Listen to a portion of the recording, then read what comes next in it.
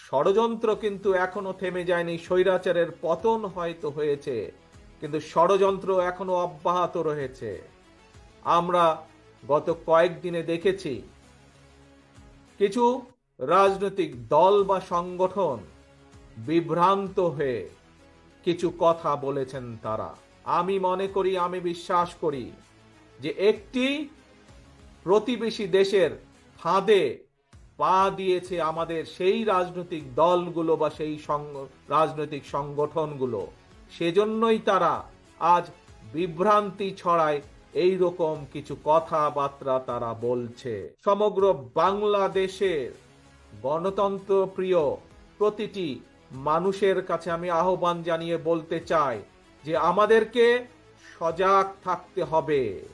যে ষড়যন্ত্র দেশের ভেতরে ছিল, যে ষড়যন্ত্র দেশের বাইরে ছিল, তাদের সেই ষড়যন্ত্র এখনো অব্যাহত আছে। তারা কোনোভাবেই চায় না এই দেশের মানুষ তাদের গণতান্ত্রিক অধিকার ফিরে পাক। দেশের মানুষ যদি গণতান্ত্রিক অধিকার ফিরে পায়, তাহলে এই দেশের মানুষ রাজনৈতিকভাবে শক্তিশালী হতে পারবে।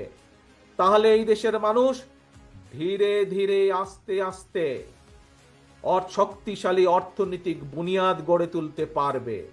এবং দেশের মানুষ যখন অর্থনৈতিকভাবে, প্রতিটি সাধারণ মানুষ যখন অর্থনৈতিকভাবে শক্তিশালী হতে পারবে, নিজ মেরুদণ্ড সোজা করে দাঁড়াতে পারবে, তখন এই ষড়যন্ত্রকারীদের সব প্ল্যান প্রোগ্রাম ভেস্তে যাবে।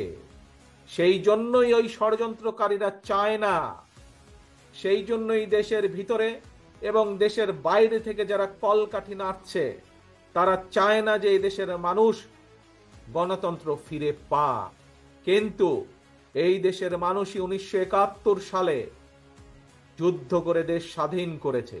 এই দেশের মানুষ 90-এ আন্দোলনের মাধ্যমে স্বৈরাচারের পতন ঘটিয়েছে।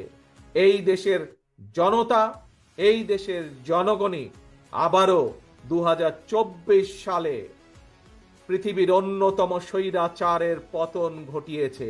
শুধু পতনই ঘটায়নি, স্বৈরাচারকে এই দেশ থেকে বিতাড়িত করে দিয়েছে। বিএনপির রাজনীতি, শহীদ জিয়ার রাজনীতি, দেশনেত্রী খালেদা জিয়ার রাজনীতি হচ্ছে বাংলাদেশের মানুষের ভাগ্যের পরিবর্তন ঘটানো।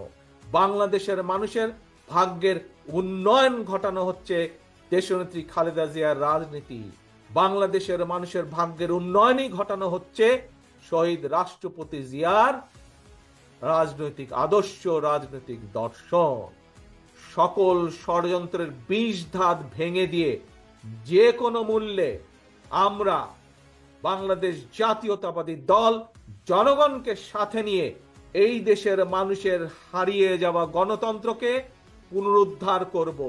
যতক্ষণ পর্যন্ত সেই গণতন্ত্র পুনরুদ্ধার না হবে, আমাদের আন্দোলন অব্যাহত থাকবে, অব্যাহত থাকবে, অব্যাহত থাকবে ইনশাআল্লাহ।